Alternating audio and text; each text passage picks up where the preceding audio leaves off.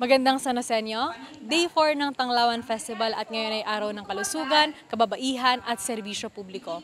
Dito sa Barreto Farms nagtipon-tipon ang mga kababaihan sa lungsod ng San Jose del Monte upang ibahagi ang kwento ng kanilang tagumpay sa kanilang pagnenegosyo.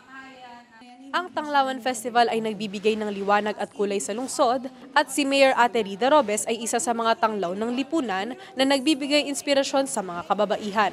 Kaya naman mga Sanoseña ang bida sa programang Matatag na Kababaihan at Maunlad na Lipunan na inorganisa ni Mayor Ate Rida sa tulong ng City Cooperative Development Office na pinamumunuan ni City Cooperatives Officer Lani Dasa. Nakiisa rin sa programa at nagpakita ng suporta si District 1 Councilor Julieta Abela na siyang sangguniang Panlungsod Committee Chairperson on Cooperatives and Livelihood. Bilang kauna-unahang babaeng kongresista at punong lungsod ng San Jose del Monte, napakalaking inspirasyon ni Ate Rida Robes sa mga kababaihan na ito dahil maging siya ay sinubok ng panahon upang maging matatag na babae at kasangkapan upang mapaunlad ang San Jose del Monte. Pagka po tayo ay nag-asawa na, nakakalimutan na natin yung ating personalidad bilang isang babae. Sabi ko rin po noon, nung ako po ay, bata pa lang po kasi ako at the age of 14, ako po ay nagne-negosyo na, kaya nga po natagurian akong Women of the Year Entrepreneur in 2003. So sabi ko po sa sarili ko, pagkaraan ng aking pag-aaral sa Harvard Kennedy School of Government, ang lagi pong katanungan doon ay, huwag mong hintayin na ikaw ay tanungin. Ikaw ang magtanong kung ano ang maitutulong mo. Ask what you can do. Lagi po ito hindi nakakalimutan sa lahat po ng aking speeches.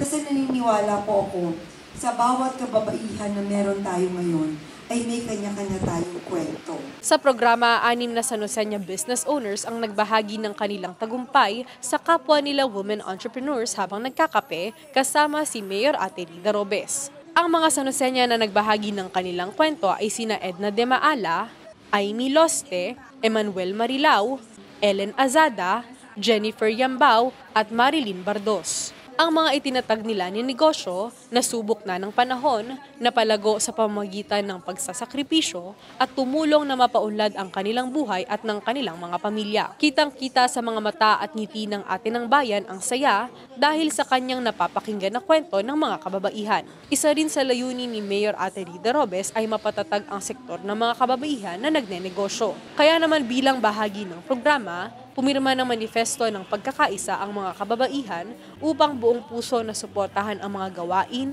aktibidad ng pamahalaang lungsod na magsusulong ng pag-asenso at pag-unlad. Bago magtapos ang programa, nag-alay ng isang awitin at nagbigay ng bulaklak si Mayor Ate Rida Robes sa bawat dumalo. Nangako rin siya na tutulungan ang mga women entrepreneurs na mapalago ang kanilang mga negosyo. Nagbigay din ng tulong pinansyal si Mayor Rida kay Jaime Roca na isang PWD women entrepreneur at sa mga ambassador ng seed money para sa kanilang Christmas party. Laking pasasalamat ng mga dumalo kay Mayor Ate Rida dahil kanilang naramdaman ang pagmamahal ng ate ng bayan sa mga kababaihan. Napakagandang i-celebrate yung strength at saka yung resilience ng mga kababaihan dito sa San Jose del Monte. Lalo na kung ano sila nag-strive sa buhay para tumulong sa kanilang unang-una sa maliit na unit ng society, ang pamilya, at pangalawa sa community. Kasi talagang maraming nagagawa ang kababaihan, malaki ang naitutulong nila sa ating pamilya at sa ating komunidad. Nagpapasalamat po ako sa ating City Mayor, Mayor Ate Rida Robes, dahil binigyan niya ng daan para masama sa Tanglawan Festival ang event na ito. I'm very overwhelmed in a positive way and I'm very honored and this is a privilege kasi hindi naman lahat nabibigyan ng gantong chance to really express and share the testimony behind the success story behind our brand, which is OK Cafe. Every story, every business naman, it has a story naman, no? Pero sa amin lang talaga kakaiba kasi mainly nagmula talaga kami sa San Jose. Galing kami sa bazaar hanggang sa nag-online kami, nagkaroon kami ng maliit na pwesto dito sa may Santo Cristo, sa Chalo. If I'm gonna share yung secret, no, yung sabi, sama niyo si Lord. Kasama lang din talaga namin si Lord sa lahat ng inumpisahan namin. Totoong nag-manifest yung Rising City. Really honor the leadership behind it. So I think Mayor, Congressman, and of course si tourism talaga. So si Direk Robert, we are indeed a rising city. flattered po nung na-invite kami rito. Grateful kasi isa sa mga owners ng mga business dito sa San Jose del Monte, nakasama po kami invite ni Ate Rida Robes sa ganitong programa ng pangkababaihan.